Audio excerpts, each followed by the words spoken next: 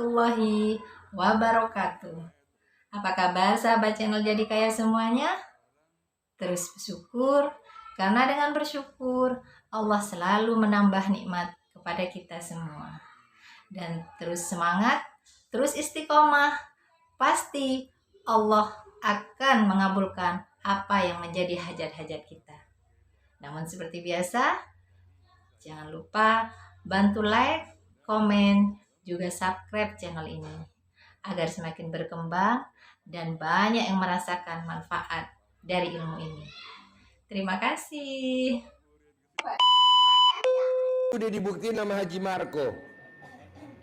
Anaknya ada 3. Anaknya nurut semuanya. Ya, meraktekin apa Haji Marco sama istrinya ke anaknya. Nggak apa-apa. Sebentar. Diri. Tepuk tangan. Terima kasih Pak Haji. Assalamualaikum warahmatullahi wabarakatuh. Yakin ya semua hajat-hajat kita Allah ijabah kabulkan? Yakin? Kabul. Ada sedikit cerita tentang anak saya. Waktu itu anak saya itu semuanya pada mainnya HP terus. Aduh, sampai saya bingung ini anak-anak bukannya belajar malah pada main HP terus. Suruh sholat juga kadang HP-nya dulu lah, kadang-kadang bangun tidur lihat HP, main game terus. Sampai kita bingung. Akhirnya kita bilang, "Mah, itu kan kita belajar sama Pak Haji tentang ilmu kearifan lokal Pak Haji. Kenapa enggak kita praktekin buat anak-anak kita?" Jadi isi saya itu ngerendam celana dalam, terus pagi-pagi, malamnya direndam ya, pagi-pagi isi saya langsung masak bubur kacang hijau. Airnya dicampurin ke situ. Terus air cebokan istri sinar dalam. Terus anak saya istri saya bilang, "Ayo bangun jangan HP terus. Ini makanya mau bikin bubur kacang hijau spesial." Saya juga ketawa doang, spesialnya nggak tahu apa. Kata anak saya bilang, "Wah, mama bikin bubur bubur kacang hijau spesial pasti enak." Iya. Yang mau akhirnya dikasih tuh bertiga. Kata istri saya, "Mau nambah, pernah nambah tuh." Saya sih baru ngeliatin dari jauh. Mereka benar-benar menikmati bubur kacang hijau spesial. Itu ya salah satunya seperti itu. Terus kedua, hasilnya apa setelah makan bubur kacang hijau? Beberapa hari setelah itu. Hari pertama nggak ada apa-apa, masih pada main game, masih itu. Saya kedua masih sama. Hari ketiganya subuh saya ngedenger suara apa ini? Setiap anak saya kan kuliah ya, itu biasanya main game, ngejum, lihat-lihat baju segala macam pakai HP terus. Itu subuh itu bunyi, ini suara apa sih? Saya bilang gitu. "Mama bangun mah, itu di kamar mandi kenapa tuh ada suara suara kayak mesin cuci apa kerusakan." Terus saya bilang, "Papa, lihat tuh apa?" Ternyata anak saya yang kuliah itu lagi nyuci. Biasanya itu cucian itu udah numpuk tuh, udah gak ada yang ngerjain, itu semuanya direndam, dicuci semuanya. Jadi anak saya tanya, "Teteh lagi ngapain?" "Lagi nyuci Pak." "Beneran Teh?" "Iya Pak, aku lagi pengen nyuci air bersih-bersih." Nah itu anak saya yang pertama itu dia langsung malam itu subuh itu udah langsung bisa tanpa disuruh udah nyuci, langsung dijemur sama dia. Siangnya nyetrika, itu kebetulan hari Sabtu ya Pak, jadi kuliahnya libur, jadi dia nyetrika. Anak saya yang bungsu, dia coba, dia itu lagi ini, "Mama pinjemnya Teteh sebenarnya semprotan buat ini buat gosok." "Baby buat apa?" Dia nyemprotin kaca, disemprotin. Itu di kaca ini selama ini biasanya mau lebarannya kita mau bersihin kaca, itu anak saya nyemprotin kaca, beresin pakai sabun, terus dia semprotin, kaca itu pada bersih semua. Dan anak saya yang kedua, yang kedua namanya Sultan, SMP kelas 3, kelas 2, dia itu di halaman lagi nyuci lagi. Jangan lupa like, komen, juga subscribe channel Jadi Kaya ini ya. Lagi nyapu. Saya bilang, Sampai saya, mama itu saya ngapain? Pak lagi nyapu pak, akhirnya saya videoin. Saya akhirnya Pak Haji ini berkat celana dalam hari ini pada rajin. Alhamdulillah sekarang itu kalau mau sholat juga mereka udah waktu bukunya belum ajan udah pakai koko. Kalau enggak udah pakai baju gamis mau ke masjid. Biasanya kalau sholat subuh itu yang dilihat HP. Tapi malam itu setelah dikasih air redam masjid itu mereka itu udah apa? Udah pada ini, udah pada sholat. Biasanya kalau saya sholat, weh sholat. Dia itu apa coba? Suka ngebohong, apa? Sejak ada aja dia apa digelar. Terus udah pada sholat belum? Udah pak. Bukti mana? Tuh bilang gitu. Saya pegang ada masih panas sih bilang, lu bohong, lu dosa, lu ngebohongin orang tua nggak apa-apa. Sama Tuhan bohong itu lebih bahaya lagi loh. Seperti itu. Akhirnya kita setiap hari ribut karena suka ngebohong itu apa sholat itu dia bilang udah. Jadi sekarang itu mereka tanpa saya harus nyuruh lagi sholat atau ngerjain, misalnya anak saya yang SMA itu dia khusus masak air Pak Haji untuk sekeluarga itu beres semuanya. Terus untuk setrikaan semuanya beres. Sampai sekarang itu anaknya yang kuliah itu si Teteh itu dia itu siap itu Pak Haji, pagi sarapan udah beres semua Pak Haji. Jadi saya itu bilang tuh, mama nggak masak, mama kan udah mau sarapan langsung mau senam. Wih, saya bilang tuh gara-gara celana dalam jadi karena celana dalam istri saya sekarang sempet untuk senam, untuk yoga atau apa. Jadi itu apa? Kayaknya sih memang sepele ya Pak tentang celana dalam itu, tapi hasilnya alhamdulillah.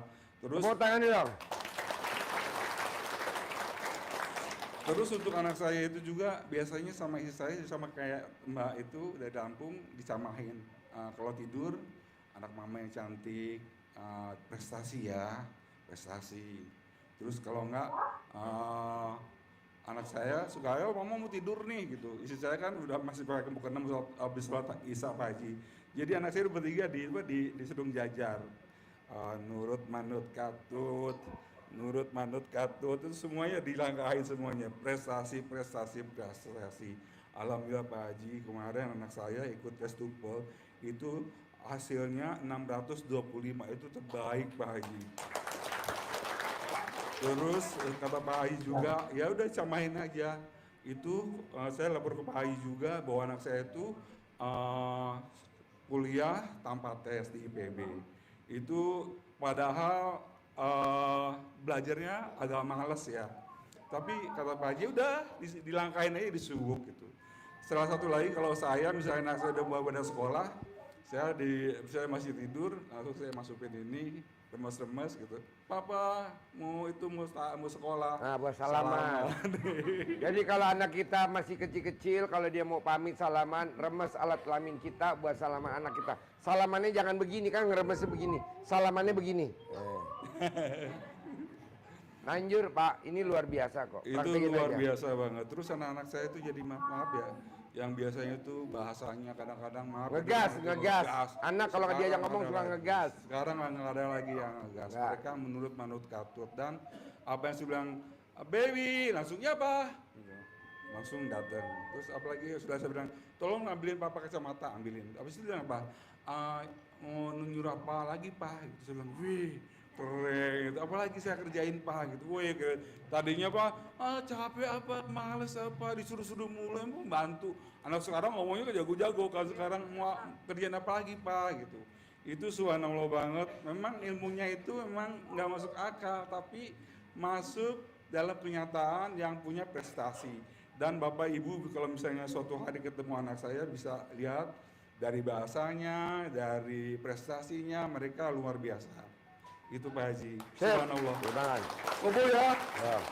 Kabul. Ya, jadi Bapak dan Ibu paksain coba hari ini, kalau yang baru dengar kita praktekin nggak pakai celana dalam, Bapak dan Ibu remes buat salaman. Apa aja hajatnya bebas. Lunasi utang saya. Salaman ke kakak kandungnya, lunasi utang saya. Salaman sama Pak RT, lunasi utang saya. Enggak, kan di RT ada kas, yang ada kas. Nah. Salaman sama Pak RW, lunasi utang saya. Salaman sama Pak Camat. Pak Haji, bisa gak gue pangkat gue kok? Jangan lupa like, komen, juga subscribe channel Jadi Kaya ini ya. Kolonel, gue salaman sama ya Jenderal Bintang 2, komen itunya personal dianya. Boleh lah, sopan. Ya sopan lah orang salaman. Remes. Promosiin gue jadi brigjen. Boleh gak gue sama Panglima? Boleh lah. Promosiin. Kan alhamdulillah Pak dipromosiin. Ini ilmu kearifan lokal zaman dulu. Jorok, enggak lah, enggak jorok, maksudnya jorok. Nah, satu Lamin bisa buat 1000 orang. Jangan remes salaman, remes salaman, remes salaman. Bukan, mending lecet. Kalau copot, saya nggak jamin, janganlah. Remes sekali. Ini bisa buat 1000 orang. Remes, nanti kalau mau salaman sama pimpinan, Bapak dan Ibu jangan sekali-kali habis remes dorong pintu. Ya dong, ngerinya pecah dah. Remes, buka pintunya pakai gini. Ya. Dan jangan buat salaman buat sapam, karena kan dia bukan decision maker. Jadi salamannya sama pimpinannya. Misalkan Bapak dan Ibu mau ke bengkel, minta harga diskon, remes dulu. Bos, lagi ada program nggak di bos? Enggak ada. Kan gue baru masuk sini, nggak dapat diskon gue di bos. Tapi salaman dulu baru ngomong. Ada program diskon. Tadi yang nggak ada program jadi ada. Pak Haji boleh nggak kalau gue mau salaman ke bank? Kebetulan gue kreditnya macet. Boleh remes buat salaman. Kreditnya lancar. Lo yang bayar cicilan, gue yang ngutang, lo yang bayar. Ya boleh lah. Ini manjur. Nah makanya tadi saya bilang sama tamu saya yang tadi hajatnya terkabul, kan kita dapat ya 5 miliar. Makanya saya bilang, bos besok gue mau berangkatin anak yatim umroh. Booking G 1 kapal, 1 pesawat. Oh iya oke. Travelnya apa? Maktur. Oh iya. Nah ini bapak-bapak dan ibu yang hadir di sini mau ikut umroh gratis gak? Nah coba paksain, bangunnya jam 00, senyum, mandi pagi, tahajud, baca Qur'annya harus 12 juz. Kenapa? Biar nggak malu-maluin Pak Haji. Ngerinya kalau bapak nggak biasa bangun jam 00, ntar kalau diberangkatin umroh bangunnya siang, yang malu siapa? Saya. Nanti kan maktur telepon dari Saudi, Pak Haji maaf nih, ini si muka berak kenapa dibawa?